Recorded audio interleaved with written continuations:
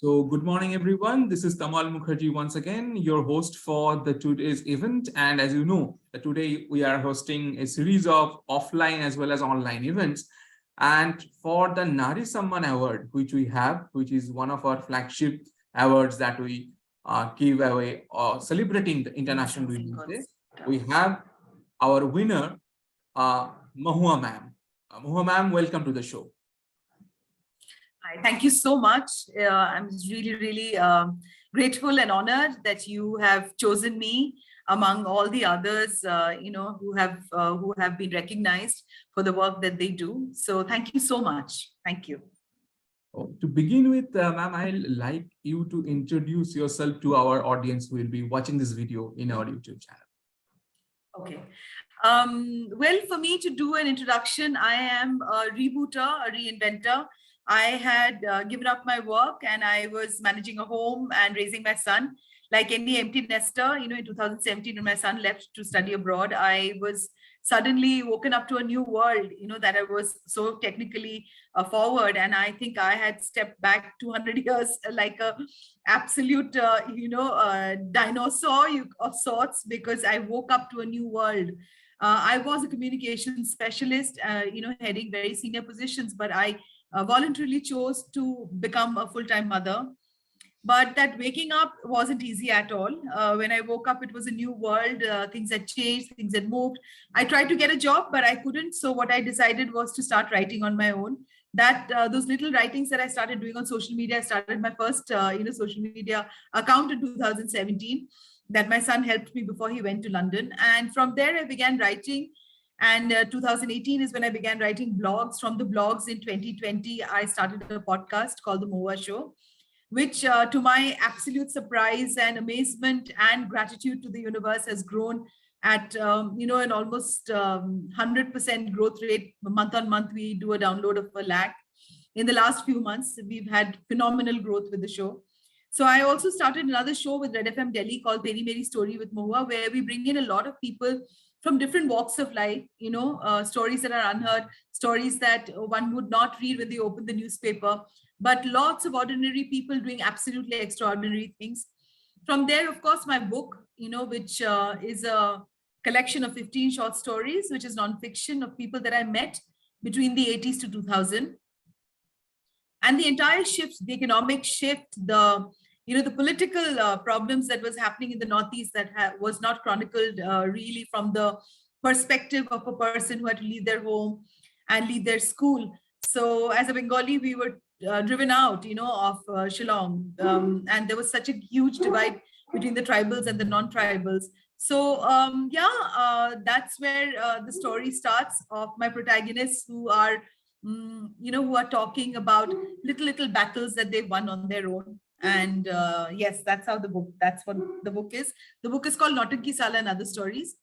And the writer in me came out, and I did not know that it's almost like a divine intervention at a time when I felt completely broken, not being able to understand where I stand anymore as a woman after my son had left. The entire sense of purpose was totally gone. As they say that there will always be some flip side of any incident that happens to us. So we're so glad that the author in you came out, and we don't know how many people you had already influenced. Basically, we can just take a guess that maybe hundreds of people had given you an explicit feedback. But as an author, I'm sure that there will be millions and crores of lives which get touched by one book that you write. So that way, I'm sure. So what you are doing is fantastic, and really our best wishes for you for your upcoming projects as well. On the same note, ma'am, I'd like to ask you that since you had written this book, which is basically, as you mentioned, that it's non-fiction in nature, and you had actually narrated the stories of real people, and it's not something which is imaginary. So we just now celebrated the International Women's Day.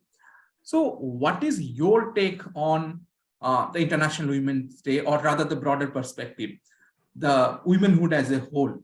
Because now this is one of the most discussed topic, of course, a very relevant topic, and you had also been a part of very senior positions where you had been a leader as a communication expert. So your take on that, from that entire, we talk a lot about in the corporate world about the glass ceiling that still exists, the policies regarding the maternity leave and everything. So what is your take on that? My take on women, I think we've really come forward in many, many ways. I think the younger generation have really gone out there and broken a lot of, shackles that my mother and my grandmother just could not even imagine. Today, I don't think girls are hiding their sanitary napkins, in black dustbin covers, which I did. And, we are, even now, I dry my undergarments inside my bathroom, and I don't put it out, so these are the certain things that we've been tutored forever. And I think now young girls are talking about sexuality. They are talking about menstrual problems. They are talking about being an equal in many, many places. And also now, we also have women in the combat, which was not there in the Indian armed forces. So there are women who are going in the combat, and they're not any longer only doctors. So as much as there is progress, there is also still a very, very, very long way to go. One can't ignore the fact that a country that's as developed as the US has had these anti-abortion laws. We also have Afghanistan that has just yesterday, as of yesterday, said that they annul divorces for women, and women have to go back to their abusive husbands. So as much as, India as a country, I think takes steps, and I'm very proud that as a country we have legalized LGBTQ and plus, and we've had women who've been taken into the combat areas. We have young girls today who are going ahead and creating quite a stir, on social media that has become such a huge tool for people to reach out. But across the world, we are also taking so many steps backward.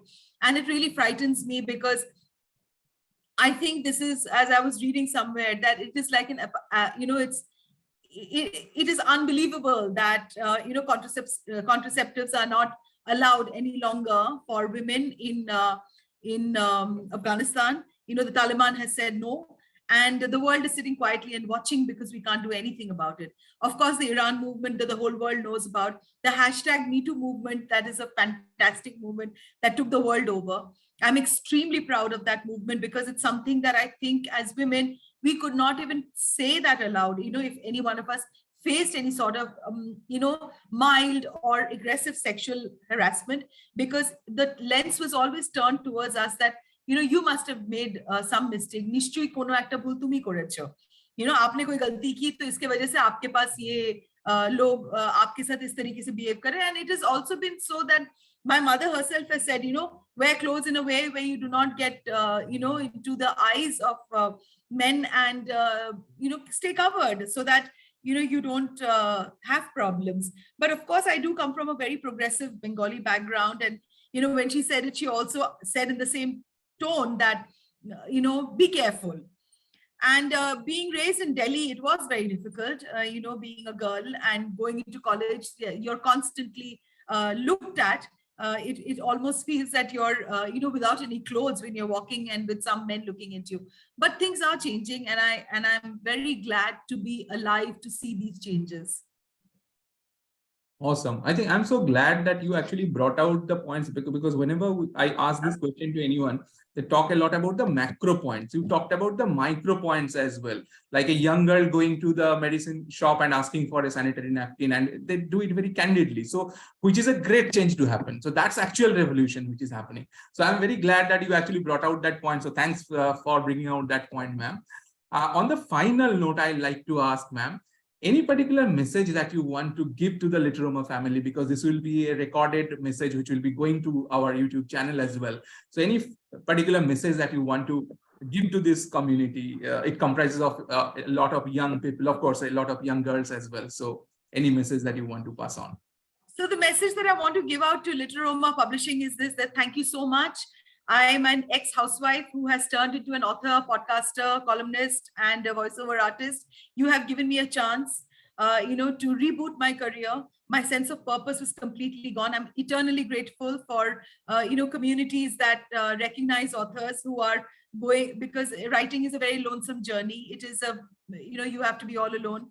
we don't know how the person who's reading the book is going to, accept your work. So this, I think, is fantastic. And for all the young girls out there, please go ahead and be brave and courageous. And please know that the minute you're being asked to calm down, or you're being asked to shrink yourself, that's where you know that you need to really, really go completely all guns out.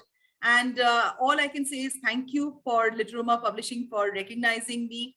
As a housewife, I can't even begin to tell you how much of a place you put me back on into the working life. So much of gratitude, and thank you very much. Thank you so much, ma'am. Pleasure is all ours. And congratulations once again on winning this award of Nari Samman. Congratulations. Keep inspiring people through your writing, through your words, through the podcast that you are coming up with. Dhanyabad. Onek onek dhanyabad. Thank you so much. Thank you so much.